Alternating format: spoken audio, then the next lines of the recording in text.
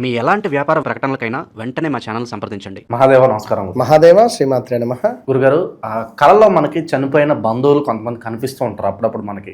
అలా కనిపించడము శుభమా అశుభమా? అసలు వాళ్ళు మనతో ఏం చెప్పడానికి ప్రయత్నిస్తారు అలా కలిసినప్పుడు, కనిపించినప్పుడు కళలో? చనిపోయినటువంటి వ్యక్తులు కళలో కనిపించడము అనేటువంటిది ఒక గొప్ప అదృష్టంగా మనం భావన చేసుకోవాలి. ఫస్ట్ ముఖ్యంగా. రెండవది, వారికి చేసేటువంటి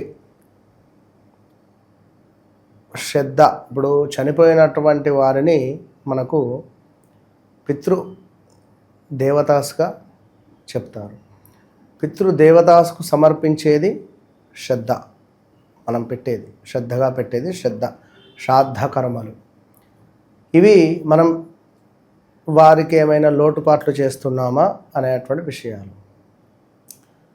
ఒక భగవంతుడు కలలో కనిపిస్తే ఏమనిపిస్తుంది మీకు? చెప్పండి. మంచి సంకేతమే, శుభం జరుగుతుంది అనుకుంటావా అనుకోవా? సో ఏదో పూజ చేస్తూ ఉన్నాం, అమ్మవారి వద్ద నుండి ఒక పువ్వు జారిపై కింద పడింది. ఏమనిపిస్తుంది? కోరిన మన కోరిక అమ్మవారు తదాస్తు అన్నది. అట్లనే చనిపోయినటువంటి తల్లిదండ్రులలో ఎవరైనా ఒకరు, తండ్రి ఉదాహరణకు, నవ్వుతూ మనకు కనబడుతున్నాడు, పదే పదే వస్తున్నాడు అంటే నీ అందు తండ్రి యొక్క అనుగ్రహము ఉన్నది, సంతోషంగా నీ జీవితాన్ని గడపబోతున్నామని అర్థం. ఏదైనా కొంతమేర హెచ్చరిస్తున్నట్టుగా వచ్చినట్టయితే ఏదో చెడు జరగబోతున్నది, జాగ్రత్తగా ఉండండి అనేటువంటి అర్థం మనకు. అసలు వారు కలలో కనిపించడం అంటేనే అదృష్టం. రేర్ కలలో కనిపించడం అంటే అదృష్టమే అది. ఇంకా మూడవది, వారు దిగులుగా ఉన్నట్టుగా మనకు కల వచ్చిన, వారు బాధపడుతూ ఉన్నట్టుగా కల వచ్చిన, ఏదేమైనా పితృదేవతలకు సంబంధించినటువంటి దానాలు చేసుకోండి అని అర్థం. ఇక్కడ పితృదేవతలు మేము ఆనందంగా లేము అని అర్థం.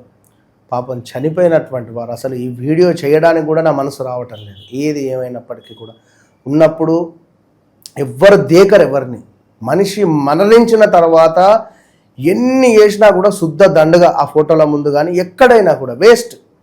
వారి పేరు మీద నువ్వు ఏం చేస్తున్నావు? మరణించినటువంటి వారిని దూషించినా నీకు విపరీతమైనటువంటి 10 జన్మలకు కూడా సరిపోలేని నువ్వు బాధను మోసే పరిస్థితి ఉంటుంది. వారు నీకు జన్మించడమే ఎక్కువ, నీకు జన్మను కల్పించడమే ఎక్కువ.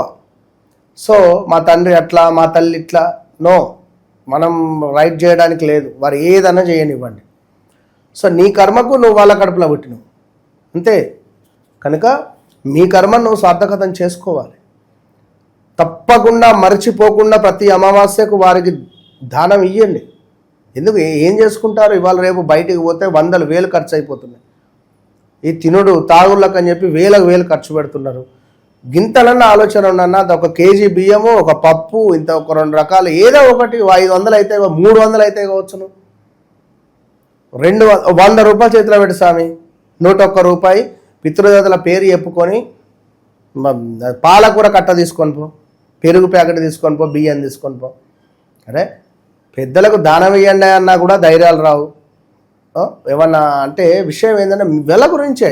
కూతురుకు పెళ్ళి అయితలేదు, కొడుకుకు పెళ్ళి అయితలేదు, మాకు అంతా ఆడ సంతానమే అవుతుంది, మగ సంతానం అవ్వటం లేదు. ఇవన్నీ దోషాలు ఉంటాయి. ఎందుకు ఉండవి? ఖచ్చితంగా ఉంటాయి, 100% ఉంటాయి, ఎవరు నమ్మినా నమ్మకున్నా. అదేవిధంగా తల్లి మనకు నవ్వుతూ కనబడితే తల్లి ఆశీర్వాదం ఉన్నది అని చెప్పి ఇట్లా ఉంటుంది. పితృదేవతల యొక్క అనుగ్రహము మనకు లభించాలి అని అనుకుంటే ముందుగా ఫస్ట్ అమావాస్య, ప్రతి అమావాస్యకు పితృదేవతలకు సంబంధించినటువంటి ఆ ఫోటోలను శుభ్రపరిచి చక్కగా వారికి సంబంధించినటువంటి ఒక దీపారాధన చేసి ఏదైనా దేవాలయంలో కానీ ఎక్కడైనా మనకు బ్రాహ్మణులకు కానీ దీపారాధన చేసి వాళ్ళ ఫోటోల ముందు వాళ్ళ పేరు మీద దానంగా ఇవ్వాలి. గోవు యొక్క సేవ చేసుకోవాలి. అదేవిధంగా పితృదేవతల పేరు చెప్పుకొని ఎక్కడైనా అన్నదానం ఏర్పాటు చేయాలి. మన శక్తి మేర, స్తోమత మేరకు వస్త్రదానాలు చేయాలి. గొడుగు దానంగా ఇవ్వాలి. ఎండాకాలం చెప్పుల దానంగా ఇవ్వండి పితృదేవతల పేరు చెప్పుకొని. ఇవన్నీ యోగాన్నే తెచ్చిపెడతాయి మనకు. పితృదేవతల యొక్క అనుగ్రహము ఉంటే భగవంతుడు కూడా ఆపలేడు. భగవంతుడు ఏదైనా కోరిక ఇవ్వాలి అని చెప్పిస్తున్నాడు అనుకుంటే పితృదేవతలు అడ్డుపడితే తప్పకుండా వారు కోరికనివ్వరు. అదే పితృదేవత ఆత్మ సంతోషించింది అని అనుకుంటే భగవంతుడు కూడా అడ్డుపడలేడు, భగవంతుడే మురిసిపోతాడు.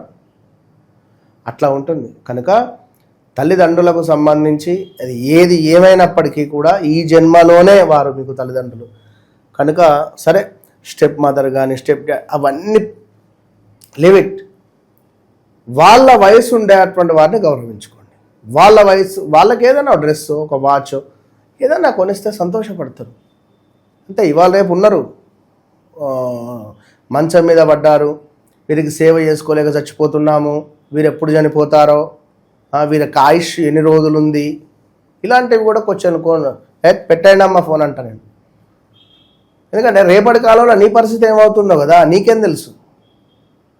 కనుక స్మరించాలి, సేవ చేయాలి. మనకు అట్లా రాసి ఉంటే అది ఎంతటి ఆనందం అంటే అంతటి ఆనందం. వాళ్ళు దొరుకుడు, వాళ్ళు ఉండు, తాతలు ముత్తాతలు కానీ అమ్మమ్మలు కానీ వారితో ముచ్చట పెడుతుంటే వాళ్ళు చెప్తారు వారి కాలంలో బ్రిటిషులు కానీ వారికి సంబంధించినటువంటి ఏం రూపాయి కాయిన్స్ ఉన్నాయి, అప్పుడు 5 పైసల కాయిన్స్ ఉండే, 10 పైసల కాయిన్స్ ఉండే, వారు ఏం ఆటలాడుకున్నారు, వాళ్ళు ఏం చేసిండ్రు. ఇవాళ రేపు పిల్లలకు టైంపాస్ అవుతలేదు, బోరు కొడుతుంది అని చెప్పి ముచ్చట పెడుతున్నారు.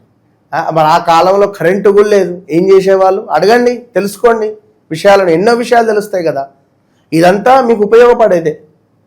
కనుక జరిగిపోయినటువంటి వారు కలలో కనిపిస్తే మనకు మంచిదే. ఏమైనా పూజలు ఉన్నాయా, వ్రతాలు ఉన్నాయా, నోములు ఉన్నాయా, ముడుపులు ఉన్నాయా, వీటన్నిటికీ కూడా మనకు ఒక సింబల్. సో అప్పుడు తప్పకుండా ఇంటిల్లిపాద కూర్చొని చర్చించుకోండి. ఏమైనా మరి తిరుపతి మొక్క, లేదా వేములవాడ మొక్క, లేదా శ్రీశైలంలోనా, లైక్ ఏదైనా షిరిడీలోనా, లైక్ ఏదైనా మీకు ఎక్కడైనా వస్తా అనుకున్నారా, ఏమిటి, తప్పకుండా ఒకసారి విచారణ చేసుకొని అది తీర్చండి. ఎక్సలెంట్ ఉంటుంది. మంచి విశ్లేషణ అందించారు గురుగారు, ధన్యవాదాలు. మహాదేవ.